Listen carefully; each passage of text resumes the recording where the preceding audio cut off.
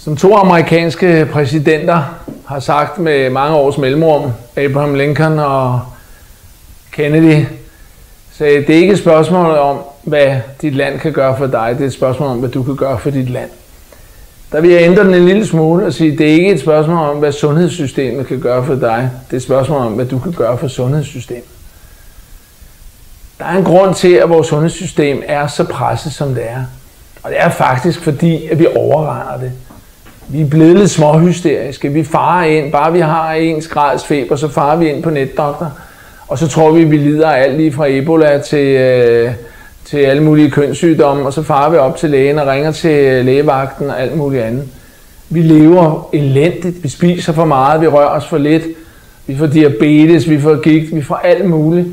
Og rigtig mange af de her livsstilssygdomme, det er jo nogen, vi selv påvirker os selv med.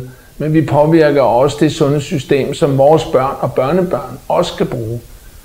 Så hvis vi nu tog et lidt større ansvar for os selv, hvis vi alle sammen gjorde det, så ville presset blive mindre.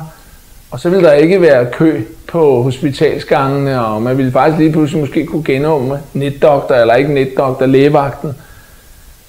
Personligt så synes jeg jo ikke, netdoktor det er noget af det bedste, der er opfundet i hele verden. Jeg tror rigtig mange af mine kollegaer er fuldstændig enige med mig. Det er sådan en panikskaber. Jeg kunne rigtig godt tænke mig, at vi alle sammen bliver lidt bedre til at tage et lidt større ansvar. Både for os selv og for vores nærmeste.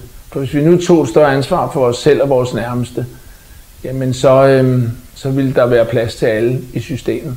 Men hvis vi hele tiden regner med, at det er sundhedssystemets ansvar, at vi er sunde og raske, så bryder det sammen. Jeg håber, at du tager den her hævede pegefinger og gode råd, som det er, alvorligt. Tak for det.